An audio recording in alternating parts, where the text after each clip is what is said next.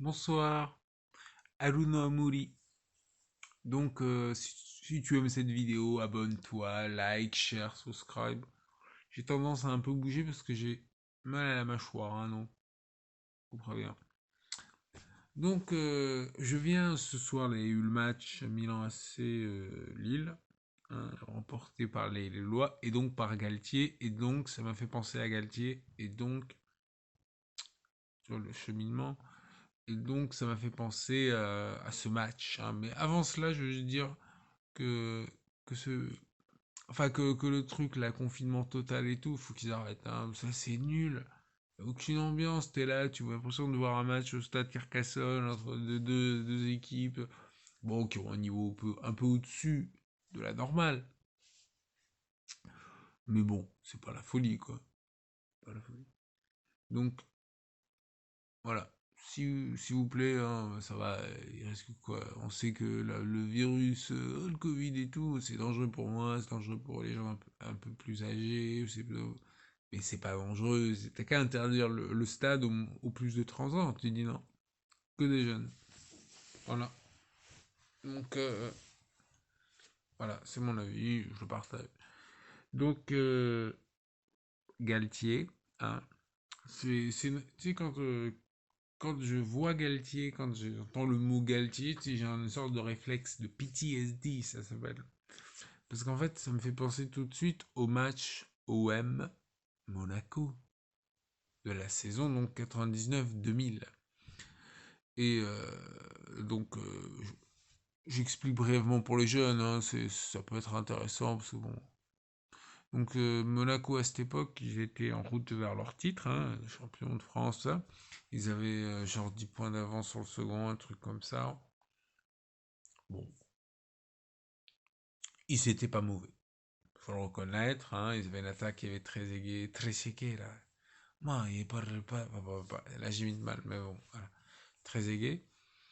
Et il y avait Marco Simone, il y avait Garneau, hein, qui était un excellent joueur, hein. C'est une sorte de Neymar qui joue collectif, hein, je dis souvent, c'est un peu l'idée. Donc, il venait au Vélodrome, il fallait qu'on gagne, quoi. Voilà, il fallait qu'on gagne pour se maintenir, parce que là, la pression montait et tout.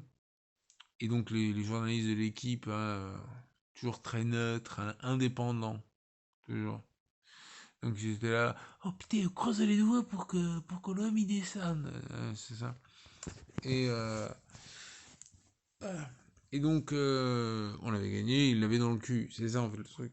Mais en fait, ce qui s'était passé, c'est que le match, l'arbitre avait un peu pété un boulon, il avait expulsé de la Peña. Tu sais, de la Peña, c'est le Fortas, là. Tu vois? Bon, c'est pas grave. Donc, de la Peña, excellent joueur, hein. Et il l'avait expulsé. Et à la mi-temps, Gallardo qui avait eu un jaune, en fait. Et Léonard aussi. En fait, je sais pas exactement. Enfin, si, il y a eu des rumeurs, hein. Donc, en fait, comment ça s'est passé?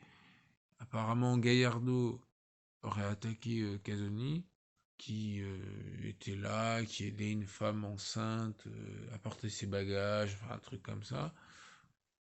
Gallardo arrive, l'insulte, il rend des putas comme ça, il attrape comme ça, il met un coup de tête. Donc il a le nez en sang et tout, hein. Voilà. Et là, alors que il essaye courageusement de défendre la femme enceinte, parce que voilà, là, à ce moment-là, Gallardo comme ça qui, tu vois, comme il est mauvais, quoi. Tu sais, comme il voit qu'il y a l'arbitre qui arrive, il fait ah, ah, tu m'as fait mal, ah, ah. Et donc l'arbitre arrive, voit ça, et voit Casoni en sang, quoi. Et Garou qui il m'a attaqué, il m'a attaqué. Donc bon,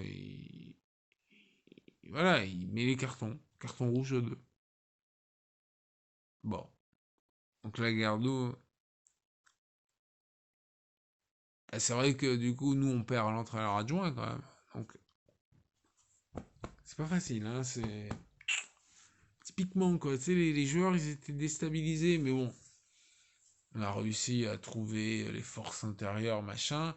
Et eux, ils avaient perdu Gardo, bon, un joueur niveau tout à fait quelconque, hein, on va dire.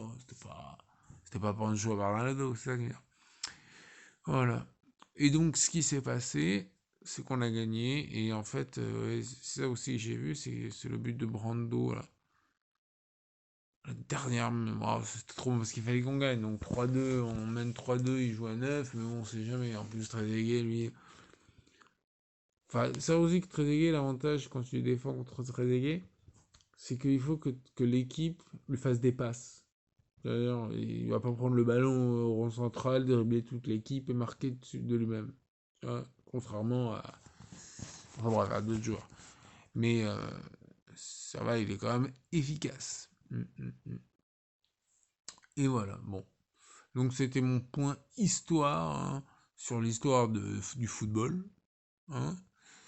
Et donc ça se finit comme ça. Et finalement, grâce à cette victoire, on finit à 42 points. On se maintient. Tout le monde est heureux. Les Nancéens disent à la grâce de Dieu, vous l'avez mérité. Bravo.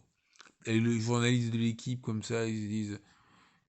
Les gens ils font non, c'est vrai, on vous a trop. Ah, c'est vrai, bravo, hein, vous êtes maintenu. Vous avez brillé en Coupe d'Europe, en Ligue des Champions. Bravo, comme ça. À chaque fois que je parle des journalistes de l'équipe, j'ai en tête le gros Dave, là, vous savez, de l'équipe 21. Quelle enflure celui-là. Oh là là. Enfin bref, on en parlera dans une autre vidéo. Pas de gros mots. Enfin, à part pour les arbitres, c'est enculés. Enfin, pas de gros mots, là. Allez, ciao. Abonne-toi, machin.